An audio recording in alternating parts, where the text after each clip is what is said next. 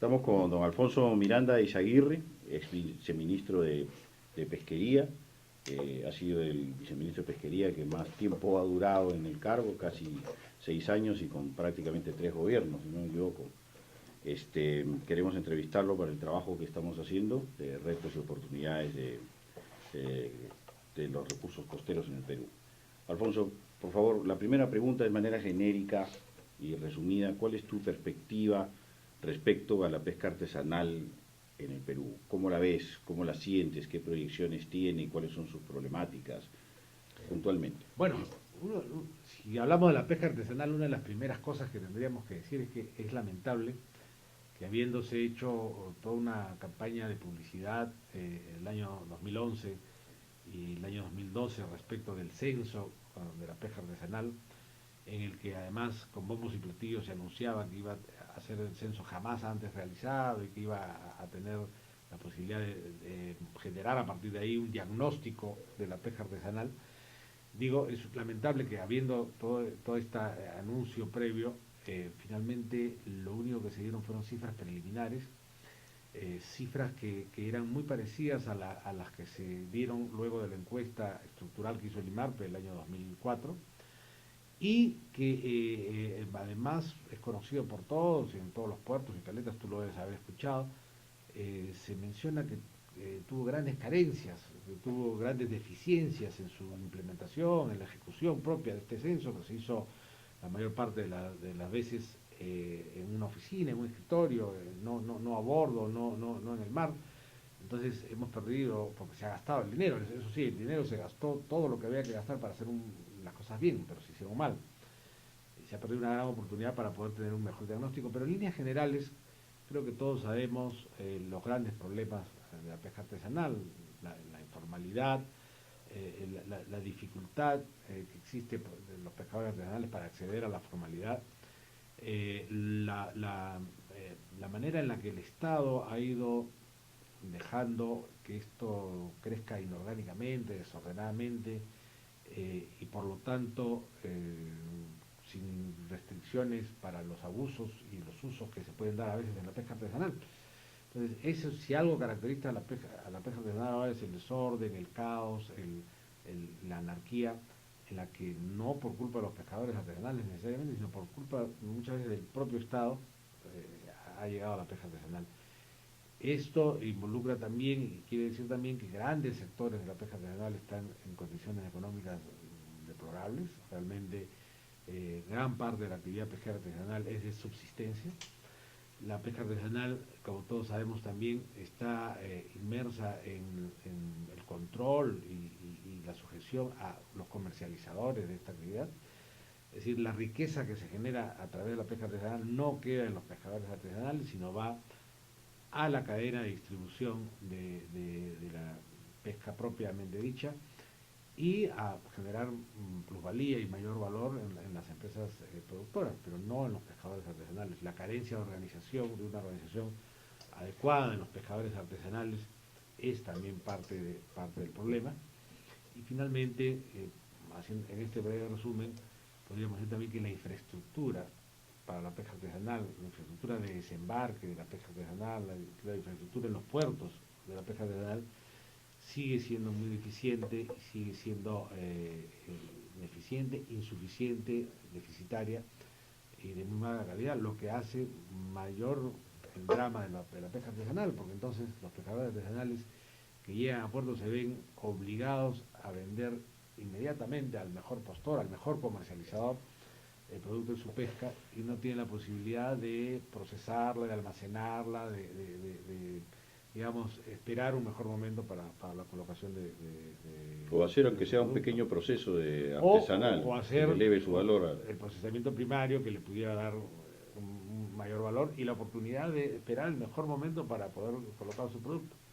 En fin, de una manera general he podido hacer lo que considero son los Este nuevo principales decreto problemas. 005 que separa la pesca artesanal, que antes era considerada como pesca artesanal y ahora es considerada con las bodegas de menos de 10 metros cúbicos pesca artesanal y de más de 10 metros cúbicos hasta 32.5 como pesca en menor escala, ¿cómo afecta a la pesca artesanal y cuáles son las diferencias entre las dos flotas?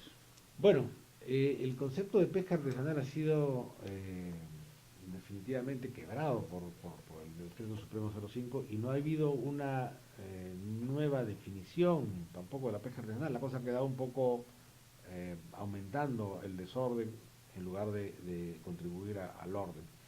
¿Y por qué lo digo? Porque si bien es cierto, se definen que las embarcaciones mayores de 10 metros cúbicos hasta 32.6 dejan de ser artesanales y se convierten en menor escala, esto es solo para el caso de la anchoveta.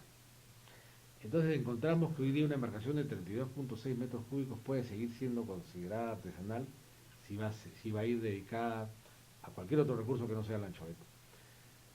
Como sabemos, una de las características de esta actividad también es el escaso o casi nulo control por parte del Estado de la actividad. Entonces, como digo, va a contribuir al desorden porque lo que está haciendo es que muchas embarcaciones que se siguen llamando artesanales pescan anchoveta y lo subdeclaran o no lo declaran.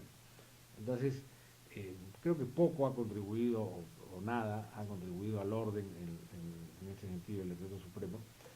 En el caso de las embarcaciones denominadas de menor escala, no hemos visto una sistemática puesta en legalidad o en formalidad de estas embarcaciones. O sea, una de las cosas que se anunció es el tener control satelital. Creo hasta ahora que no hay una sola embarcación que haya puesto el control satelital a bordo. Esto en buena práctica, en buen romance, lo que significa es que las embarcaciones llamadas de menor escala siguen pescando sin ningún control, porque no hay nadie del Ministerio de la Producción ni del mismo Ministerio de Defensa que salga a partir de la milla 5 con sus embarcaciones a lo largo del litoral a ver dónde están pescando estas embarcaciones, y si no tienen satelital, de ninguna manera, ¿no? Los pescadores se quejan de que las embarcaciones de menor escala, que ahora supuestamente deberían pescar por encima de las 5 millas, o más allá de las 5 millas, como no tienen ningún tipo de control, se meten a pescar dentro de la primera milla. Sí, claro, ciertamente al no haber ese control, sigue siendo tierra de nadie. Y el pescador de menor escala y el pescador artesanal siguen entendiendo que esto, que el control no es para ellos, ¿no? Además, una de las cosas de las que establecía el Decreto Supremo 05 que ya se resolvieron, o que está en camino a resolverse, entiendo, es que ya existía una prohibición para que las embarcaciones mayores, dentro de las artesanales, no pescaran dentro de las 5 millas de la zona del litoral de Tumbes, y que las embarcaciones aún menores de 10 metros cúbicos, pero que tuvieran redes de cerco o arrastre, no podían pescar dentro de las 5 millas del litoral de Tumbes. Sin embargo, por desconocimiento de las personas que lo dictaron, este decreto no contemplaba esa diferencia y se generó un problema en Tumbes que costó toma de carreteras y conflictos sociales en esa parte del litoral que entiendo que ya están en camino a resolverse, ¿no? Otra queja que hemos escuchado en el camino es que muchos artesanales que pasan a ser de menor escala se quejan de que el Estado les está pidiendo que renuncien a su condición de artesanal cuando solamente este dispositivo es para la pesca de anchoveta exclusivamente. Claro, claro. Es otro reclamo. Yo entiendo que, digamos, si se quiere hacer una flota reducida y para la anchoveta de consumo humano, el Estado ha pensado en que esas embarcaciones deberían ser exclusivamente para este recurso. Pero todos sabemos que la pesca puede ser muy cambiante. Nadie puede garantizar que mañana se diera una situación en que la pesca para las embarcaciones no esté al alcance de las zonas tradicionales de pesca de la flota artesanal. ¿Y qué van a hacer estas embarcaciones? Se van a quedar cruzadas de brazos sin poder pescar anchoveta, por ejemplo, si viniera un niño. Sin poder pescar anchoveta y sin poder pescar ningún otro recurso que de repente con un niño abunda. Una vez más, creo que hay desconocimiento por parte de las autoridades que rigen estas actividades y que no tienen una visión holística de la actividad pesquera, sino que es muy sesgada a la coyuntura o aspectos muy puntuales, cuando si no se ve el todo en la pesca se corre el riesgo de cometer graves errores, ¿no? Esta flota de menor escala que supuestamente está destinada a la pesca de anchoveta, en la mayoría de los casos no cuenta con refrigeración. este es un tema crucial. Los aspectos sanitarios y de refrigeración, ¿cómo los ves en esta flota? Bueno, es un tema crucial para la pesca de anchoveta y para cualquier actividad de pesquería, como todos sabemos. Y lamentablemente es otra de las exigencias que supuestamente se establecían en el Decreto Supremo 05, que debían haberse cumplido a partir de que entrara en vigencia esta norma, y que sin embargo después de más de un año vemos que no ha cambiado absolutamente nada. Si verificamos nosotros qué embarcaciones han insulado sus bodegas después de la adopción de esta norma, vamos a encontrar que si son una o dos docenas de embarcaciones es mucho. Las que se hubieran insulado seguramente siguen esta norma también. Entonces, yo creo que una condición elemental para que esta norma y la actividad de consumo humano directo pudieran tener viabilidad es que el Ministerio debería ejercer el debido control. La pesca de anchoveta para consumo humano no se descarga de manera subterránea, no se descarga en escondrijos, no, se descarga a vista y paciencia de todo el mundo en los pocos puertos artesanales que existen o puntos de descarga artesanal que existen a lo largo del litoral. No hay 2000 puntos de descarga. Ya tenemos en Chimbote, hay 5 o 6 puntos de descarga, no hay más, y tal vez menos. En Pisco hay 2 puntos de descarga para la pesca artesanal, y así en todos los puntos del litoral, los puntos importantes, Paita. No, sería muy fácil que funcionarios del Ministerio de la Producción y del Ministerio de Defensa, de la Dirección de Capitanías, en los puertos se pararan a verificar: señor, usted tiene control satelital, usted tiene bodega insulada, usted tiene hielo, sí, ok, usted puede zarpar. Aquel que no lo tiene, no puede zarpar porque ya sabemos que no va a traer pues un producto adecuado. Igual a la hora del desembarque: señor, usted ha venido con hielo, usted ha venido con su bodega insulada, usted tiene el pescado en buen estado, usted tiene permiso para esta actividad, y con eso se podría disminuir en un gran porcentaje toda esta ilegalidad e informalidad que hoy día lamentablemente abunda en el sector, ¿no? Hemos planteado los problemas respecto a la pesca artesanal y comprendemos que son muchos, ¿no? Un clamor que es muy vigente es el clamor de la capacitación, pero hemos percibido, por ejemplo, que el tema de la capacitación va más allá del aspecto técnico, que al parecer el pescador artesanal de alguna manera conoce bastante bien, sino aspectos conceptuales de la pesquería que ellos desconocen. ¿Tú crees que es propio preparar un programa de capacitación basándose en este tipo de conceptos, enseñarle al pescador artesanal conceptos que van más allá de su propia pesquería? Yo creo que no solamente es importante, sino que es fundamental. Creo que la actividad propia que enfrenta al ser humano con los cardúmenes de pesca, como tú bien dices, es lo que ellos ancestralmente conocen, ¿no es cierto? Desde sus padres, sus abuelos, los sacaron a pescar de muy niños. Entonces las técnicas ellos las conocen, la manera de poder detectar el pescado es algo que muchas veces no puede ser sustituido por ningún aparato electrónico. El olfato, lo que llamamos el olfato del pescador, de donde está la pesca, hace que sea insustituible. Pero hay una serie de otros conceptos que involucran a la actividad pesquera que nos hemos olvidado y que han dejado de darse para los pescadores. La formación que tiene que tener el pescador en el conocimiento de lo que significa la actividad pesquera, de lo que significa el impacto de la actividad pesquera en el medio ambiente marino o en el medio ambiente fluvial o lacustre, de ser el caso, es fundamental, y eso no se está tomando en cuenta. Y una formación humanística que necesitan también los pescadores artesanales, industriales, es otro tema que tampoco se ha tomado en cuenta. Lamentablemente, el centro de entrenamiento, por ejemplo, de Pucusana, que está incorporado en el CEPAITA, entiendo que ha dejado de funcionar. El CEP Hilo, entiendo que también está muy mediatizado en su actividad, y el mismo CEPAITA se ha perdido un poco en pugnas y en conflictos regionales y burocráticos, y no está cumpliendo con su función. Yo creo que gran parte de esto tendría que reorientarse, y ahí sí deberíamos aterrizar, digamos, en un punto de propuesta que debería tomarse en cuenta en el futuro inmediato, si fuera posible, Yo creo que la capacitación de la pesca del pescador artesanal y la infraestructura de la pesca artesanal debería ser atendida en este momento con fondos directamente destinados para estos fines.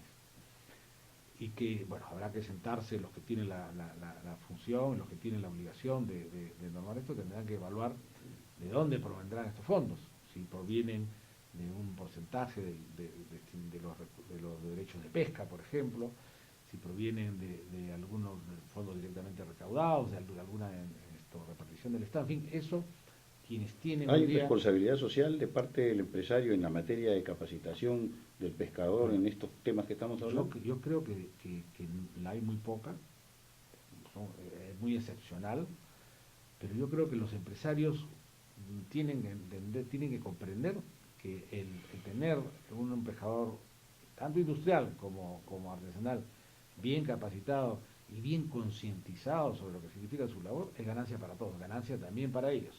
También es buen negocio hacerlo.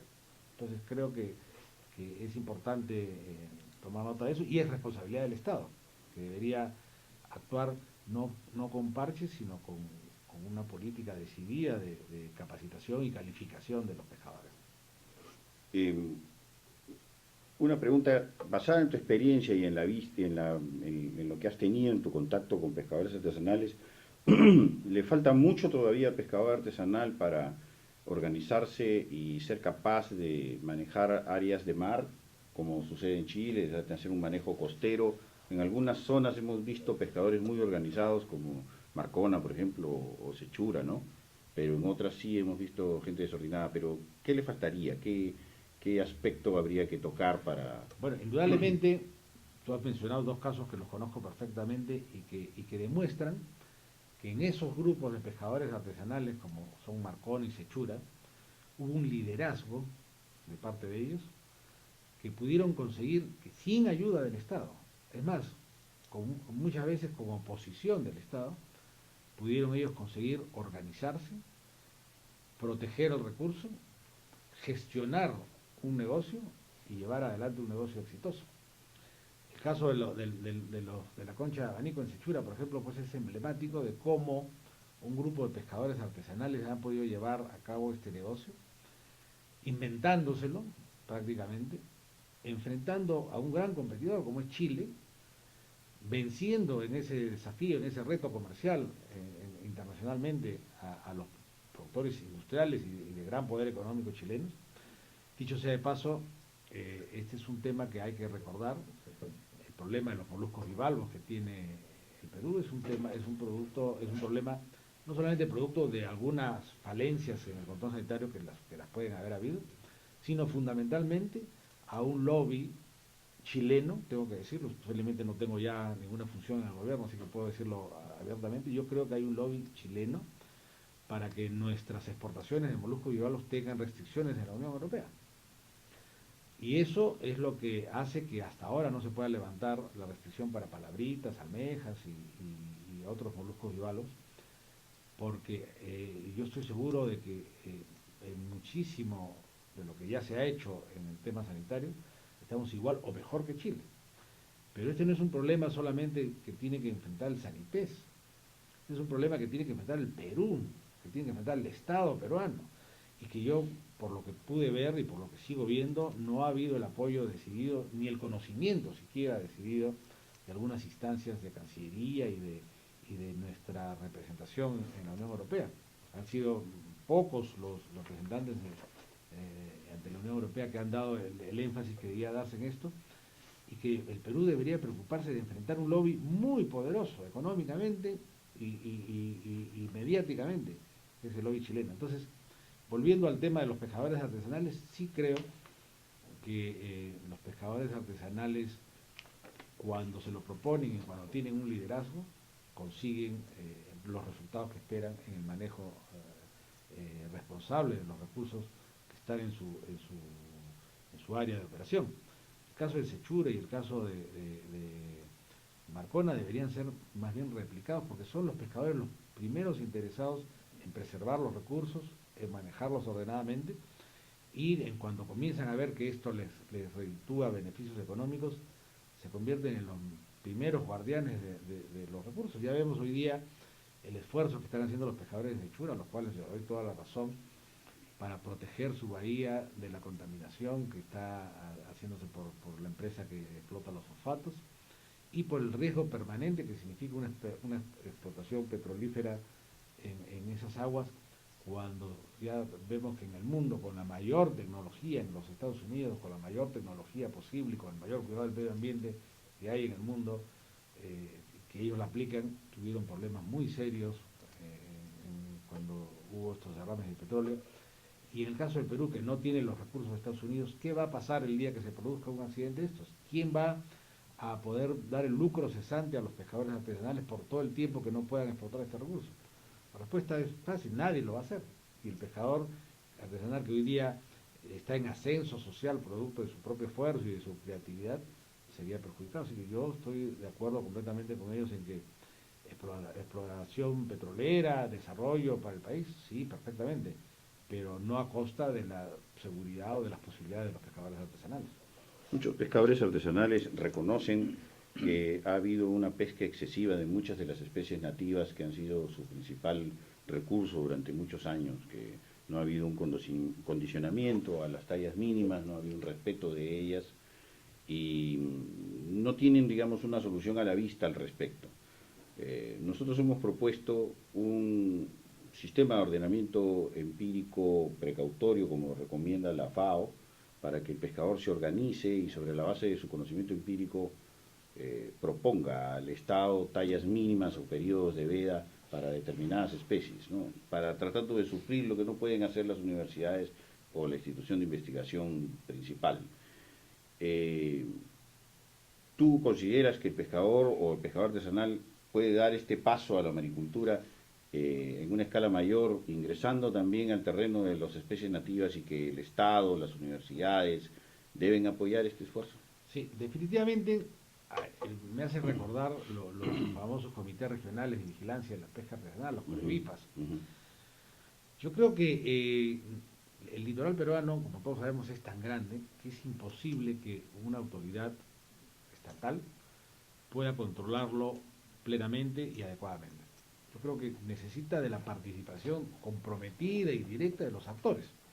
Entonces creo que tanto en el campo del control, en el campo de la vigilancia, como en el campo del desarrollo de diferentes actividades, por ejemplo para la acuicultura, es fundamental la participación de los pescadores en conjunción con el sector estatal, que es el encargado, no puede abdicar de su función de normar y de controlar, y en plena sintonía con la academia. Creo que es importante una mayor participación de las universidades que además salgan al encuentro de la realidad, porque una de las cosas que vemos nosotros es que las facultades de pesquería, por ejemplo, de la mayor parte de las universidades viven desconectadas de la realidad, o sea, los jóvenes que se forman ahí tienen muy poca relación con el campo, y cuando salen a trabajar se encuentran con una realidad de la cual eran prácticamente ajenos cuando obtuvieron su título universitario. Entonces,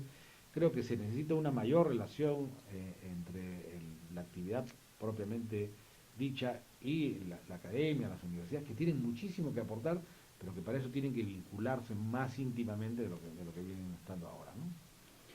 Una de las pesquerías más importantes para el pescador artesanal es la pota, que se ha capturado casi 450.000, 500.000 toneladas al año, solamente de la flota artesanal. Pero el industrial quiere ingresar también a la pesca artesanal, a la pesca de pota, perdón. Una propuesta que ha nacido de los mismos pescadores artesanales es la posibilidad de utilizar barcos madrina, de tal forma que el empresario, en vez de invertir en un barco que pesca, invierta en un barco que reciba la pota, le dé un tratamiento primario de refrigeración, le suministre víveres, combustible, asistencia médica, todo tipo de servicios que se le podría dar a una flotilla de pequeñas embarcaciones artesanales, que así aumentarían su eficiencia de pesca. ¿Qué opinas al respecto? Sí, o sea, hay que romper mitos también cuando se habla de la actividad pesquera, y hay que decir la verdad, así a algunos no les guste, ¿no? Yo creo que efectivamente la pota es el principal recurso de la pesca artesanal. Gracias a Dios, digamos, nuestro mar es tan generoso que tiene estas ingentes cantidades de pota que han permitido que la mayor parte de los pescadores artesanales del norte, me refiero a Talara, Paita, y un gran número de pescadores en el sur también puedan dedicarse a esta actividad. Pero yo creo que, por ejemplo, en el caso de la pota específicamente se ha dejado la posibilidad que los propios industriales pudieran tener también algunas embarcaciones. Y esto yo sé que genera siempre conflicto y controversia en el sector, porque los pescadores artesanales no quieren que otros pudieran ingresar en la actividad, pero yo creo que no, que es un tema que hay que estudiarlo, que la flota artesanal tiene su propio ámbito, tiene su propio espacio, podrían fijarse límites en las cantidades de captura, en fin, hay una serie de posibilidades que podrían normarse para no enfrentar ni dañar a la pesca artesanal, pero es una materia pendiente y que mientras no podamos tener barcos adecuadamente instalados y dotados, vamos a estar en desventaja con nuestros competidores chilenos en este caso, que trabajan con grandes barcos su pesca de pota, tienen mucho mejor calidad y que por eso están comenzando a desplazarnos en algunos mercados. Respecto de tu pregunta, sí, yo creo que es una interesante opción la posibilidad de tener barcos de mayor calado que pudieran ser los acopiadores de la pesca de esta flota artesanal, lo que evitaría que las embarcaciones artesanales tengan que ir y regresar del puerto, que pudieran quedarse en las zonas de pesca trabajando y produciendo, por lo tanto, y que tuvieran una embarcación que pudiera ser acopiadora, que pudiera además servirles de soporte logístico, de soporte de seguridad incluso para la pesca. Yo creo que este es un tema del que ya se ha venido hablando hace algún tiempo y que debería por lo menos iniciarse alguna experiencia piloto para ver en qué va. Me preocupa, me preocupa lo que se ha venido hablando sobre un régimen de ordenamiento, un reglamento de ordenamiento pesquero para la pota, que establece nuevamente, creo yo, con desconocimiento, establecería, porque ni siquiera se conoce el proyecto, pero establecería una suerte de subasta tipo la lonja española o algo parecido, cuando lo primero que habría que hacer en la flota artesanal dedicada a la pota es formalizarla.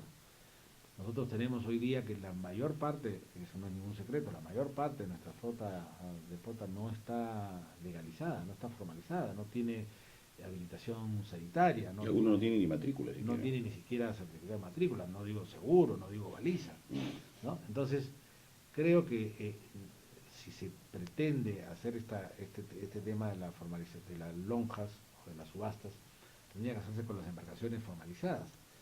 Entonces yo diría que hoy día se haría pues seguramente con unas 100 embarcaciones. Sin embargo, la práctica de las lonjas no ha resultado, los experimentos de lonjas no han funcionado muy bien Por ejemplo, en Hilo. en Hilo. Claro, ¿no? O sea, y no ha funcionado porque antes de la lonja lo que tendría que haberse hecho es la formalización adecuada de la pesca artesanal. Y una formalización que permita, que sea, digamos, sencilla, que no sea una formalización que pida pues 70 pasos, que nadie lo va a cumplir, sino una formalización que 4 o 5 documentos, 4 o 5 gestiones muy sencillas que haga el pescador artesanal le dieran la posibilidad de trabajar formal y legalmente. Eso es lo que no se ha cumplido, ¿no? Entonces, yo creo que este tema del reglamento de la pota debería estudiarse con mucho detenimiento y con mucho cuidado para evitar generar un problema mayor que los problemas que estamos viviendo, ¿no? ¿Qué hacemos con esta declaración que ha hecho China ante la OROP de una captura de 250.000 toneladas con su flota fuera de las 200 millas el año pasado ante la OROP? Eso ya siembra un antecedente de posible repartición de cuotas futuras. ¿El Perú no tiene posibilidad de hacer ningún registro?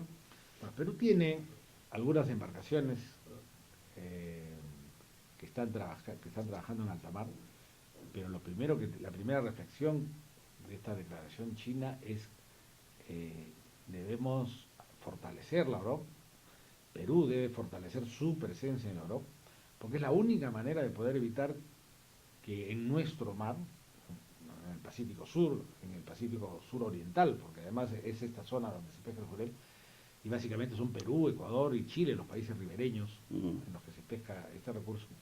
Digo, deberíamos fortalecernos nuestra presencia en la Europa para poder exigir que los países de aguas distantes, como China, tengan que cumplir a cabalidad las normas que emanen de la Europa. Pero claro, si Perú ni siquiera participa en las reuniones plenarias de la Europa, es poco lo que puede hacer. Entonces yo creo que una exigencia del momento es, por ejemplo, a propósito de la OROP, incorporar el Perú como país de pleno derecho, con participación activa y con participación oficial en la OROP, para poder estar presentes en todas las decisiones que se tomen sobre los recursos del Pacífico Sur, que no son solamente el Jurel, también la pota. Y a partir de este año que viene, en la reunión que va a ser en Ecuador, se va a comenzar a tratar los destinos de la pota en el Pacífico Sur.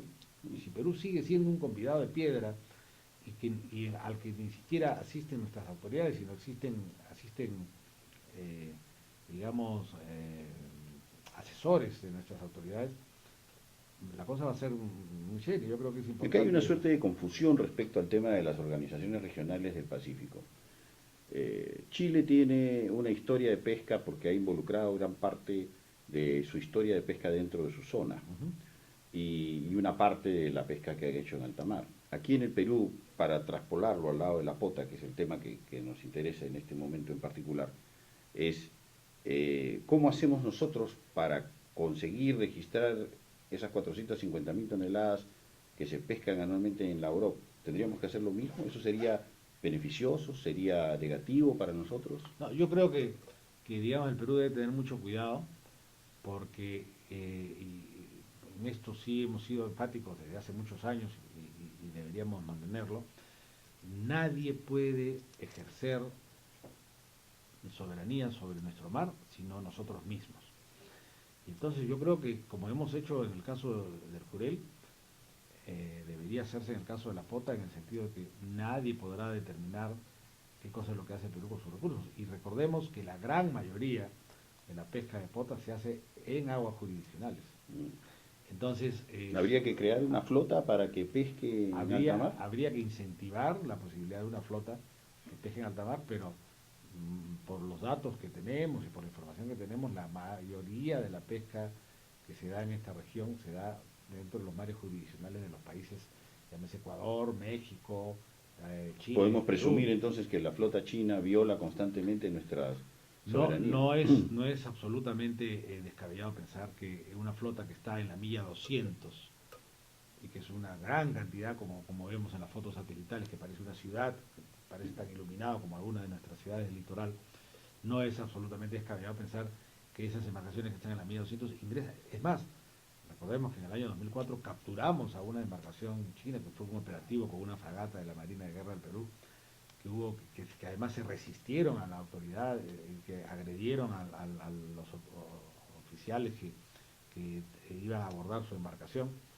Entonces, esto es un hecho que seguramente se debe estar reproduciendo y que Perú debería tener los mecanismos que hoy día la tecnología provee para poder controlar satelitalmente también estas zonas de nuestro dominio marítimo y poder ejercer soberanía plena sobre nuestro mar, que no sea solamente un enunciado, que tenemos un mar y que somos soberanos y demás, sino que sea realmente un ejercicio permanente de nuestras autoridades y de nuestras fuerzas navales. Un poco para terminar con el tema de la pesca artesanal, ¿por qué en el Perú no consumimos más pota y anchoveta? ¿Cuál es el problema? Bueno, yo voy a decir algo que digamos, es lo primero y lo que no se ha hecho. Vamos a consumir más pota y más anchoveta cuando el presidente de la República del Perú se ponga la camiseta de la anchoveta y de la pota. Yo creo que el presidente del Perú debería tener 5 o 6 actividades a las que se dedicara constantemente y a las que dedicara sus mayores esfuerzos. Por supuesto, no puede abdicar de sus funciones en el resto del control del Estado, pero para eso tiene ministros. yo creo que el presidente de la República de Perú debería encabezar la explotación racional y el consumo de los principales recursos pesqueros que tiene el país, que no son solamente la anchoveta y la pota, sino el jurel y algunos otros pelágicos también, pero principal y fundamentalmente la anchoveta y la pota, que son los que más regularidad tienen en su disponibilidad.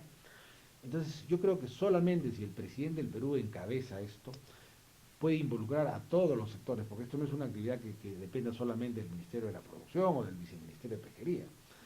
Acá están, por supuesto, el sector pesquero, el sector de producción en sus diferentes direcciones y sus organismos públicos, pero están también los otros sectores. O sea, debemos enseñarle a comer a los peruanos la anchoveta y la pota. Debemos, ¿y cómo le enseñamos? ¿Cómo generamos esta actividad para que además después la hagan los privados? Bueno, deberíamos dar las facilidades para que un primer mercado que está en las cárceles, en los hospitales, en los cuarteles, en los colegios, en fin, en todas las reparticiones públicas, se pueda. Sabemos que es lo mejor, sabemos que la anchoveta y la pota tienen los mejores componentes para una sana alimentación. Entonces, si conocemos esto, deberíamos desarrollar una política de Estado para que el Perú pudiera beneficiarse de un recurso que es propio, que pertenece a la nación. Pero para eso se necesita la camiseta de la anchoveta y la pota puesta sobre el cuerpo del presidente de la República. Y que el presidente de la República, en su calidad de jefe supremo, por ejemplo, de las Fuerzas Armadas, haga que nuestros soldados sean bien alimentados con productos como anchoveta y pota. En algunos sitios serán pues los pescados de la Amazonía, en algunos otros sitios podrá ser algunos otros pescados que abundan en otros puertos del litoral donde no hay anchoveta, por ejemplo Tumbes, pero deberíamos tener esa condición, y si no hay un apoyo decidido de la primera autoridad del Estado, es muy difícil que se pueda conseguir. ¿Qué se puede hacer para competir con países en el extranjero que tienen petróleo y hojalata subvencionada? Bueno, eso puede ser válido para otras actividades, ¿no es cierto? Por ejemplo, para el atún, ¿no es cierto? O sea, ¿Para la anchoveta no? para la anchoveta no, porque la anchoveta es una actividad que no requiere de grandes cantidades de combustible. O sea, en el caso del petróleo, podemos encontrar pues que hay un barco que necesita 100.000 galones de petróleo para hacer una faena. 100.000 galones de petróleo pueden quebrar pues porque además esto es para salir a buscarlo. Entonces 100.000 o 200.000 galones de petróleo que puede necesitar un barco puede significar en el Perú $1.000.000. ¿No es cierto? $1.000.000 para salir a buscar, mientras en el caso de Ecuador, que es nuestro vecino, esto significa la quinta parte. Puede significar $100.000, $200.000, en Perú significa $1.000.000. En Venezuela significa un sencillo, ¿no? Entonces, yo creo que para esa actividad sí, pero para el caso de la anchoveta no hay este problema tan grande porque afortunadamente nuestra anchoveta después es costera mayormente, y entonces va a poder ser capturada por las embarcaciones artesanales y por las embarcaciones de menor escala. Deberíamos, sí, dar algunos incentivos para que las empresas que se dedican de verdad a la producción de anchoveta para consumo humano directo, por ejemplo, pudieran tener una o dos o tres embarcaciones propias que pudieran abastecer también su planta, porque con dos o tres embarcaciones nadie se abastece plenamente, pero podrían servir, digamos, como patrón y podrían guiar y podrían ser, digamos, las cabezas del convoy de un grupo grande de embarcaciones artesanales. Creo que, por ejemplo, ahí hay un incentivo que debería darse. Yo sé que hay un temor que estas embarcaciones al final no sirvan, bueno, debería amarrarse esto, deberían ponerse los candados suficientes para que no se le saque la vuelta a la norma, que alguien después comience a comercializar estas embarcaciones. Lo hicimos en el caso del Jurel. En el caso del Jurel se dieron permisos a embarcaciones cuyos propietarios tuvieran plantas, pero no se dejó que estas embarcaciones pudieran ser comercializadas libremente, se obligó a que tenían que estar amarradas a la planta de procesamiento de consumo humano directo. Algo de eso debería pensarse para la anchoveta, por ejemplo, para dar incentivos. Debería darse incentivos a los que produzcan un número de cajas, un número de toneladas de anchoveta para consumo humano al año, de diferentes maneras, que digamos sería muy largo ponerlo a estudiar ahora, pero deberían darse incentivos a los que produjeran efectivamente un número importante de toneladas de anchoveta para el consumo humano, ya sea de carácter tributario, ya sea en fin, ya habría que buscar la norma, pero que el que produce cierta cantidad de anchoveta para consumo humano sepa que va a tener efectivamente incentivos. Hoy día no existe ninguno, hoy día al contrario, existen numerosas trabas que imposibilitan que, por ejemplo, una empresa que necesita 10.000 toneladas para hacer 1.000.000 de cajas de conserva de anchoveta en el Perú no lo haya podido hacer. Nosotros, el país que tiene 12 millones de toneladas de biomasa de anchoveta, no puede conseguir que una empresa tenga 10.000 toneladas para hacer 1.000.000 de cajas de anchoveta al año, ¿no? Hay que cambiar la flota industrial para que la flota industrial pueda proveer anchoveta para consumo humano a sus propias plantas. Hay que cambiar la restricción que existe hoy día para que la flota industrial pueda proveer anchoveta para sus propias plantas para consumo humano directo sin generar nueva cuota, o sea, a cuenta de su cuota, a cuenta de la cuota que tienen por su límite máximo de captura. Estas empresas deberían estar posibilitadas para que, cumpliendo con las condiciones de inocuidad sanitaria, pudieran derivar parte de esa pesca al consumo humano. Es decir, es absurdo que esto no pueda ser, a pesar que ya ha sido propuesto y solicitado, que no sea atendido. O sea, no significa ninguna presión sobre el recurso, no significa conflicto de absolutamente nada. Al contrario, si son embarcaciones que tienen RCB doble y que pueden en muchas oportunidades pescar cerca de la costa y traer un producto absolutamente fresco para sus plantas, es un contrasentido que estén prohibidas hacerlo, ¿no? Esta, los productos de los que hablamos normalmente son de conservas, claro, el ITP ha desarrollado una gran cantidad de productos. Me imagino que habiendo sido presidente del ITP, te sientes desilusionado de que se haya transformado en otra entidad, pero siendo puntualmente a los productos que se pueden desarrollar con anchoveta, ¿qué hay de la harina y del aceite de pescado para consumo humano directo? ¿Tiene potencialidad? ¿El Perú puede convertirse en una potencia productora de estos productos? ¿Qué necesita? Bueno, realmente este es un tema de mercados. O sea, en el Perú ya existen posibilidades de darle mayor valor agregado a nuestra harina, haciendo harina para consumo humano directo, y a nuestro aceite, que se está utilizando ya para la fabricación de complementos de omega 3.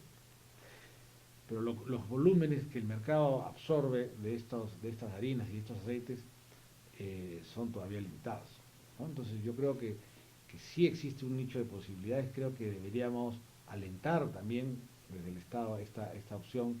¿Debería haber una política del Estado para promover estos productos en el exterior? Yo creo que debería haber una política del Estado para promoverlos en el exterior y para promover que los empresarios peruanos destinen parte de su producción a darle ese mayor valor agregado. Lo que pasa es que hoy día no existe ningún incentivo. O sea, hoy día le da lo mismo al Estado una cosa que la otra. Y creo que es un tema mucho más difícil, es un tema mucho más competido.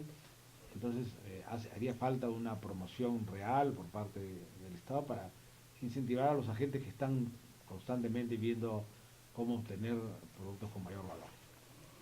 ¿Cuáles son los principales problemas que tiene la pesca industrial?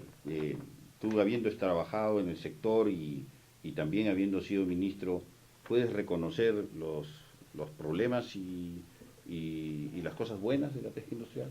Yo creo que cada día va siendo más indiscutible que el régimen del límite máximo de captura ordenó gran parte de la pesquería de nuestro país. Pero, como dijimos en ese entonces, y repetimos ahora, un régimen del límite máximo de captura por embarcación necesita de un control mucho más estricto del que ya había entonces. Y lejos de haber un mayor control del que había entonces, yo creo que hay un mucho menor control del que había entonces. Si vamos, por ejemplo, al tema del control satelital, el control satelital ha ido envejeciéndose, por decirlo de alguna manera, y ha ido perdiendo... Hasta llegar a la obsolescencia. Ha llegado a la obsolescencia, ha ido perdiendo efectividad. Entonces, hoy día tenemos un sistema de control satelital que diariamente vemos los problemas y las inconsistencias que tiene y que no se han tomado las medidas que deberían tomarse para poderlo hacer efectivo y para poderlo para que cumpla su cometido.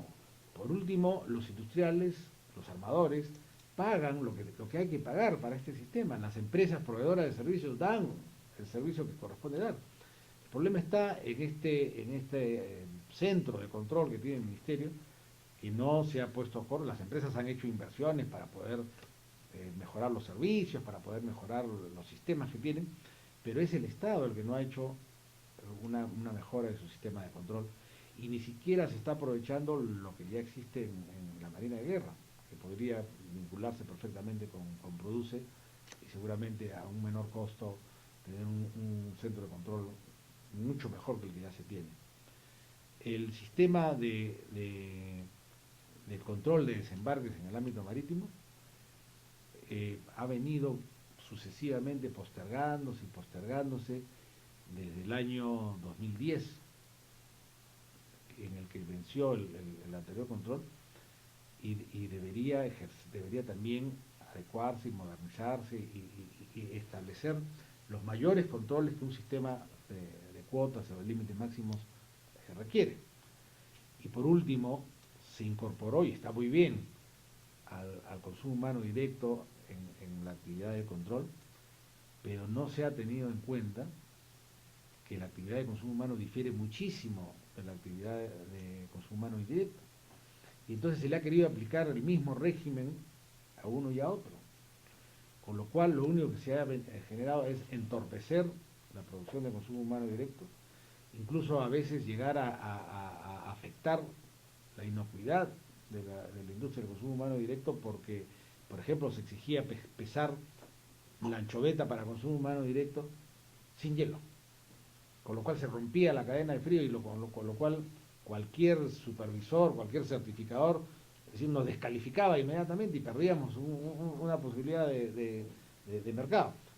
Y nada menos dicho que por el propio Estado. Entonces yo creo que eso urge modificar la reglamentación del pesaje, por ejemplo, modificar el control en general de la actividad para el consumo humano directo.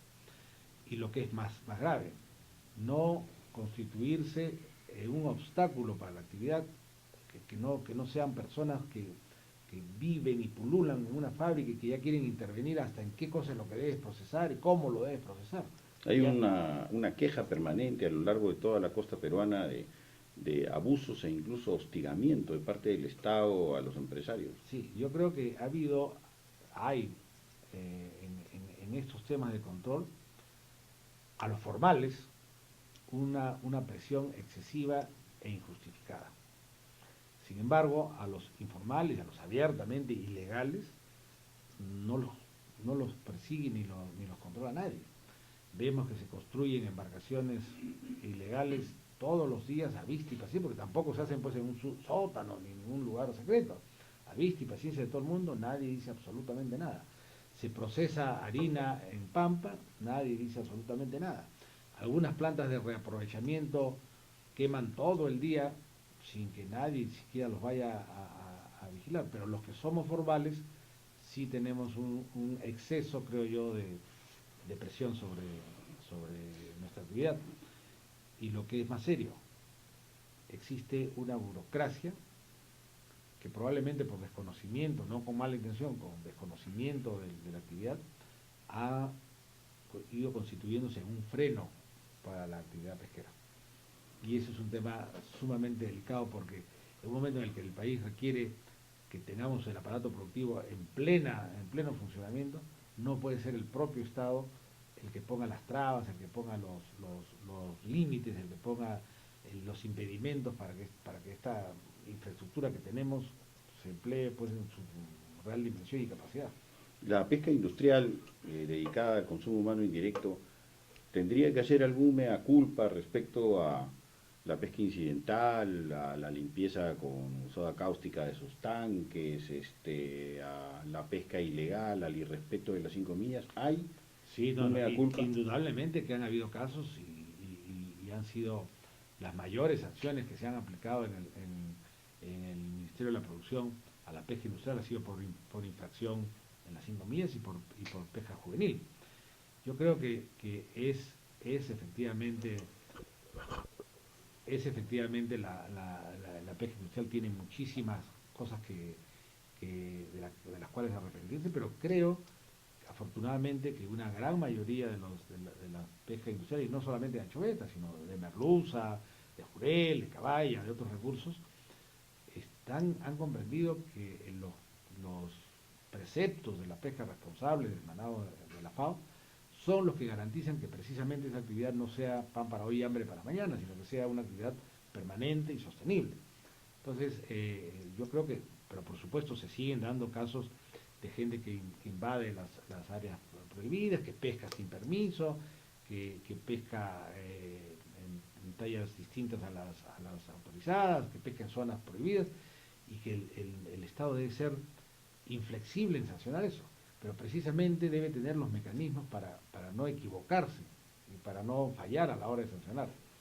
Y este tema del control satelital, por ejemplo, es uno de los casos en los que el Estado debería resolver las falencias que tiene, y además no le cuesta mucho. Se puede hacer con casi lo mismo que se gasta ahora, una cosa muchísimo mejor de la que se viene haciendo, ¿no? Hemos visto que en nuestro viaje desde Tacna hasta Tumbes, estamos en un sector pesquero que es prácticamente una mesa. Yo al principio pensaba que era una mesa de 4 lados, pero me hicieron algunas observaciones y creo que es una mesa de 5, a priori, ¿no? En esta mesa de 5 vemos a los pescadores en un lado, a la autoridad marítima, llámese Marina y Guerra de Perú, a los funcionarios públicos que administran el sector, a los académicos y a los empresarios. Podríamos hablar de los intermediarios comerciales, pero son una mezcla entre pescador artesanal y el empresario, ¿no? Que no necesariamente tiene una actitud o una posición específica, ¿no? Claro. Pero son 5 actores del sector que tienen sus problemas y sus soluciones en la mesa, pero todos aparentemente están de espaldas al sector.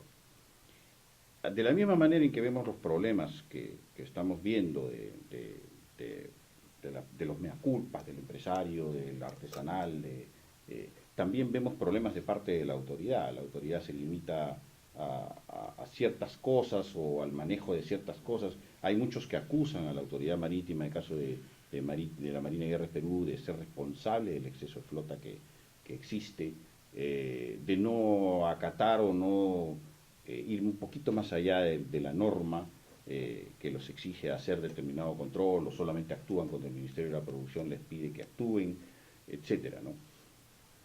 ¿Crees tú que podríamos generar alguna sinergia, una mesa de diálogo, un mecanismo que permita que estos engranajes que están cada uno caminando por su lado en una isla se embonen y comiencen a trabajar? Sí, yo creo que lo que has dicho es sumamente importante, Pancho.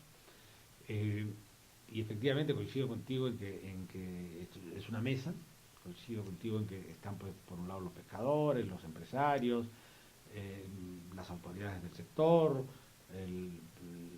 los investigadores del sector que involucran a la academia, al propio IMARPE.